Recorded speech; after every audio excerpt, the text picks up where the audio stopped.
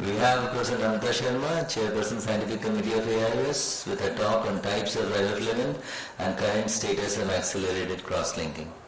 Thank you, Rajesh. I would like to thank Dr. Rajesh for making me a part of this very important course which he's been doing for many years. And I'm going to be talking about types of riboflavin and current status of accelerated cross-linking. Now, I'm sure all this has already been talked about, so I will just skip this. And basically, the riboflavin is a photoactivated chromophore with the absorption peak at 317 nanometers. It's a large hydrophilic molecule, and it does require corneal deepithelialization. So it is non-toxic, it is photosensitizer, and of course the barrier has to be broken in the form of deepithelialization. A lot of research is being going on for this to find out alternatives of riboflavin, but I think as of now there are no substitutes, although the research is there. So the mechanism of collagen cross-linking is known to all of us, and there's increased UVA absorption of the cornea, which causes the formation of the new covalent bonds in the presence of the riboflavin and the UV radiation, which causes the induction of the collagen cross-links. So if you see the US FDA approved solutions, there are two of them, that is riboflavin 5-phosphate and 20% extra solution, and the riboflavin 5-phosphate ophthalmic solution, which is mainly for less than 400 microns of the corneal thickness. This is what is generally available. Riboflavin with dextrans, hypoosmolaric riboflavin, which has been made for transepithelial collagen cross-linking, riboflavin with HPMC, and riboflavin for intrastromal application in combination with classic. Out of this, only riboflavin with dextran and the hypoosmolar riboflavin are the ones which are FDA approved.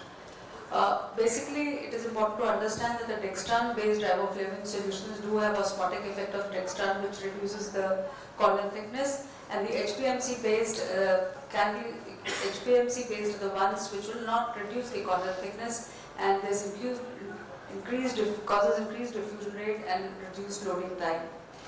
This is a study which looked at dextran versus HPMC-based solution difference in the clinical outcomes, and transient thinning of the cornea was noted due to 20% dextran, which results in a significantly greater depth of postoperative cornea treated with UV light once the dextran thin cornea returns to its preoperative thickness. And this is just to show two examples from Peshke. Of course, I do not have any financial interest in any of this, the isotonic and the hypotonic solution. Generally, these solutions are now commercially available, and the isoosmolar is the one which is 0.1% prepared by diluting vitamin B2 with 20% dextran, and hypoosmolar is the one which is dextran free, prepared by 0.5% riboflavin with physiological salt solution with 0.1% concentration. Now for transepithelial collagen cross-linking, also standard formulations have minimal penetration through the intact corneal epithelium.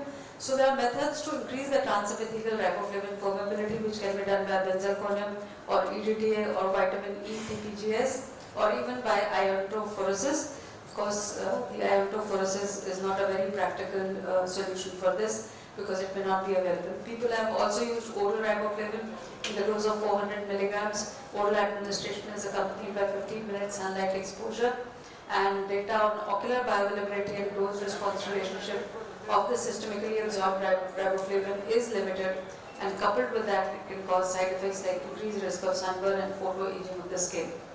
So, Dresden versus accelerated protocol which is as shown.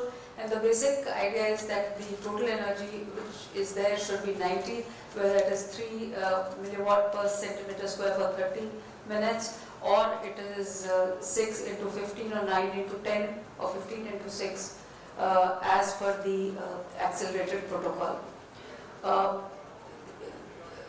The need for rapid protocols is mainly because for the patient comfort, and also in certain groups of patients such as children, it may not be possible for children to cooperate for a prolonged period of time.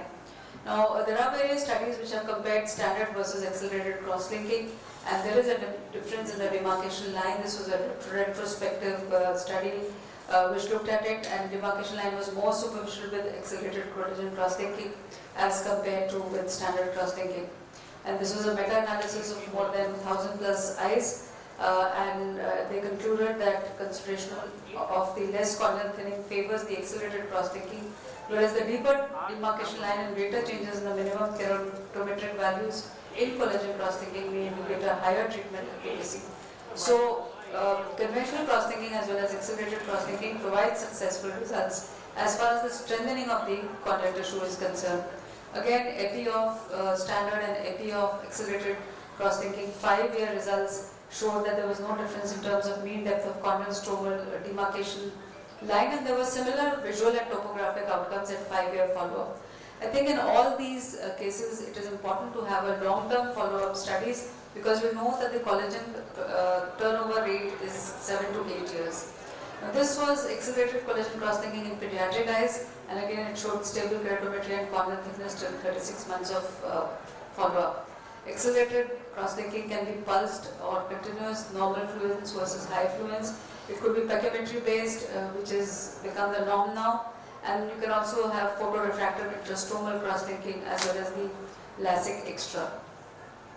As far as the high fluence accelerated cross-linking is concerned, there are minimal changes in the thinnest pre-op areas, but it reduces the thickness variability in the central 6 millimeters, and there are thinning is there in the infranasal area. So if you look at this study, which did high fluence accelerated cross-linking, it did show that there is epithelial remodeling after 6 months and improved regularity across central 6 millimeter zone, which is its function. Now this again looked at pulsed versus continuous light accelerated cross-linking with better outcomes, in addition to deeper demarcation line, which is noted in those eyes which receive the pulse cross-linking.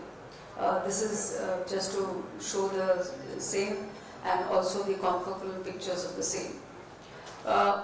Again, when the confocal pictures were looked at, it was found that there was deeper apoptosis and demarcation line compared to the conventional accelerated cross-linking in the pulsed, continuous light accelerated cross-linking in the pulsed accelerated cross-linking. This is based on the M nomogram, which allows for selection of the treatment protocol to achieve the desired cross-linking depth, because that may need to vary depending upon the pachymetry. And this is of course for intrastromal cross-linking, where you have a different kind of riboflavin which has to be used. LASIK extra of course is being done with variable results, and I know that some people do claim that the results are very good, but I think you require a huge sample size and a very long follow-up to say whether you are actually preventing corneal ectasia after doing LASIK or not. And these are the various clinical studies, all of which say that flattening does occur in these cases. And there are concerns with accelerated cross-linking which are there. I'm sure this has been discussed, the oxygen, whether it is useful in cross-linking or not.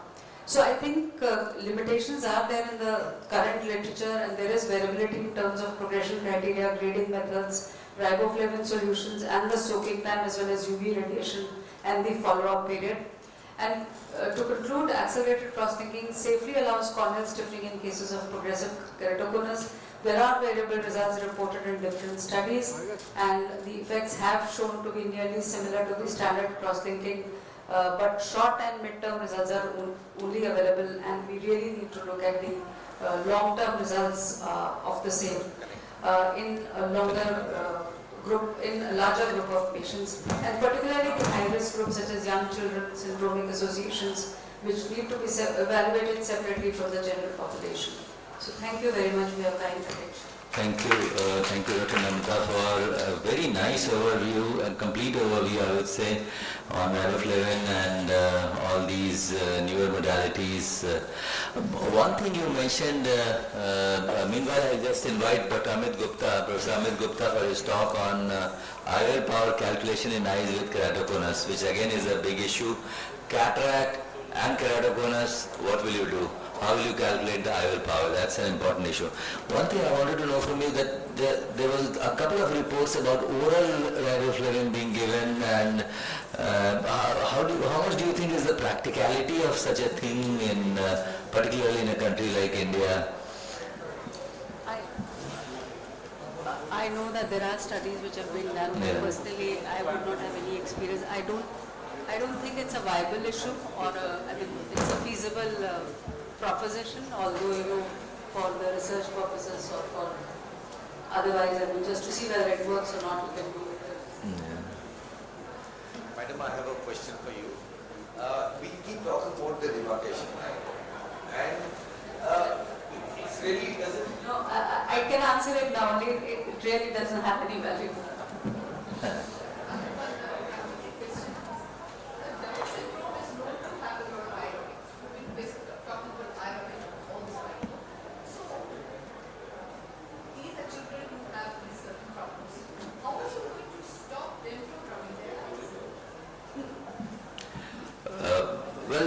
These patients do have VKCs, many of these, and that's why they have eye rubbing. So we have to treat VKC aggressively. Now, some of these VKC patients, they are steroid responders as well. So if you give, sometimes, in large, these GPCs, you feel like giving supratarsal steroid. But again, there is a risk of, I agree, you must be worried about glaucoma because you handle so many glaucoma patients. So that's a challenge. But then we have many drugs in our armamentarium, like we can use tacrolimus, we can use low potency steroid, which has minimal effect on IOP, and multiple drugs like cyclosporin. Combining all these along with lubricants, by which we can control it to a great extent on a long-term basis. We have to look at the compliance of the patient. All these things are there. Anything you would like to add, Dr. Vijay? Only thing is, only way that you can prevent is by treating the symptoms that patient is having now. Now he is having itching, he is having some discomfort. If you are treating with all this, his discomfort will improve and the rubbing will be less. So you have to treat those symptoms that the child is having. Otherwise, it's difficult.